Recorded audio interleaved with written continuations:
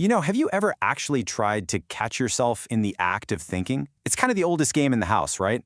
The biological eye turns inward trying to observe its own self. But here is the really surreal paradox of it all.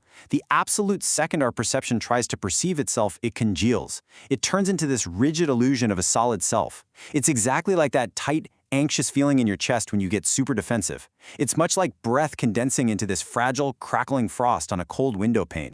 Welcome to This Explainer. Today, we're diving deep into a really fascinating philosophical mystery. We're going to explore exactly how our sense of self hardens into this defensive fortress, and, more importantly, how trickster energy, specifically the Native American figure of Coyote, arrives to cheerfully disrupt and completely dismantle those rigid identities. Let's get right into it. Here's our roadmap for today. We'll look at the eye turning inward, the seam and the wall. We'll introduce Coyote, the trickster, talk about disrupting the cathedral, explore meaning as a doing, and finally, wrap up with healing through trickster wisdom. All right, Section 1, the eye turns inward and the illusion of the solid self. To really grasp this illusion, we kind of have to start with the raw biological reality of that watcher inside our heads. Okay, just think about the sheer math here for a second. Right now, your nervous system is being flooded with roughly 11 million bits of raw sensory data every single second. 11 million. But your conscious perception, it reconstructs all of that chaos down to a mere 50 bits. So the self you feel, it's basically a heavily compressed JPEG. There is no central, unified watcher sitting in a control room in your brain pulling levers. There is literally just a massive, massive reduction of data. Now, when you take that biological limit and you mix it with our human attention span, which, let's face it, is often warped by trauma or just everyday habit, that compressed data starts to calcify. We create a super rigid summary of ourselves, mostly because a rigid summary just feels safe. The moment the eye turns to see the I, the capital I, congeals. Moving on to Section 2, the seam and the wall, mistaking connection for defense. Because once this identity congeals, it inevitably starts building a rather dangerous fortress around itself.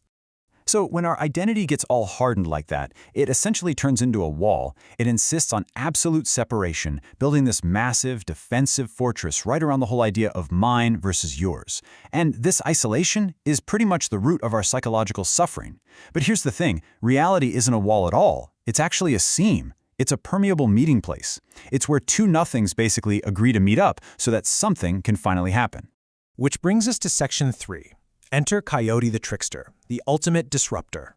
Okay, so picture this. We are trapped behind this giant wall. How on earth do we get out? Well, enter Coyote the trickster. Or maybe you know him as the Lakota spider figure Iktómi. He finds this giant, congealed eye, but he doesn't fight it with logic. No way. He shows up with a giggle, maybe tosses a little dust from the mesa, all to disrupt the very serious architecture of a self that has just taken itself way too seriously. Coyote casually crosses the boundary, forcing perception to turn, and completely reveals the illusion of this fixed, separate self. He laughs so hard that a stone literally falls out of your defensive wall and, boom, it simply becomes a door. Then Coyote steps right through that brand new door, licks the frost right off the glass and says, "You were never the whole weather. You were only the breath that noticed it had grown cold and decided to call the cold me." He playfully but incredibly profoundly reminds this rigid self of how temporary and fleeting it actually is. Section 4. Disrupting the cathedral, the mechanics of the break. Let's really deconstruct how this works. So, how exactly does Coyote break down these huge fortresses in our minds? Well, he absolutely loves using a well-timed break. Now, the break isn't meant to just stop motion for no reason. It's a strategic interruption. It stops a story from believing it's the only story out there. You know how sometimes we build these grand linguistic and intellectual cathedrals? They are soaring, they are beautiful, and super impressive, but they are also completely cold, hollow, and disconnected. The break is this practical tool to just yank those grandiose performances right back down to the human-scale reality of just two people sitting in a room.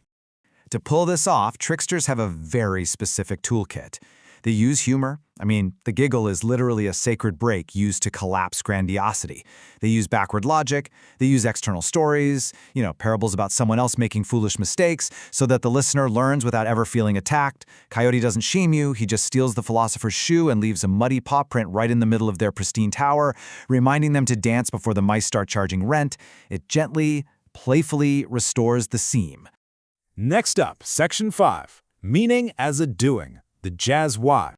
All right, so once Coyote completely dismantles that rigid self, we're kind of left with a void, right? How do we actually build meaning in that space? Well, a lot of us try the tablet why, purpose carved right into stone. It expects meaning to be this static object you can just hold on to. But drop a tablet, and it shatters into a million pieces. Instead, there's the jazz why. Meaning isn't a possession at all, it's a doing. Faithfulness isn't a thing, it is an action. It's a lamp that you literally have to relight every single morning. It's improvising and playing the music right there in the little hairline cracks of life. And this naturally leads into this absolutely beautiful concept called symptom. It's essentially the architecture of withdrawal. Think of a clay ball, right? The actual usefulness of that bowl isn't the clay itself. It's the empty space where you pulled the clay away. Our egos always want to fill every single silence and solve every single problem. But by intentionally pulling your ego back and leaving an empty seam, you actually create the space for genuine connection to happen. It's an act of deep, relational fullness. And finally, Section 6, Healing Through Trickster Wisdom, Applying the ROF Protocol. So how does all this abstract trickster philosophy actually work in the real world? How do we use it to heal trauma and support our peers? We apply it through something called the ROF protocol: regulate, relate, reframe, and route. This framework perfectly mirrors Coyote's energy, because when you're working with people carrying complex trauma, high-level abstract philosophy just totally fails. You absolutely have to prioritize bodily safety first and restore tiny micro-choices. You don't force vulnerability, you just create a really safe seam. In actual practice, this is incredibly gentle. To regulate, we just use somatic droplets, something as simple as placing a hand on a knee to calm the nervous system. For relate, we just witness, no trying to fix, just establishing that permeable seam. For reframe, we borrow the trickster's external negative examples. We tell stories about Iktómi, the spider, getting himself all tangled up, which gently loosens the listener's own rigid threads without ever triggering shame. And finally, root restores agency with just one tiny, concrete daily action. And that brings us to the end of this explainer. I really want to leave you with a gentle, maybe slightly provocative invitation. It echoes the wisdom of the trickster who constantly reminds us that the walls we build around ourselves are really just stories we're telling ourselves. So, think about it. Which thread of your story will you choose not to pull today? Thank you so much for exploring this with me, and definitely keep questioning the I.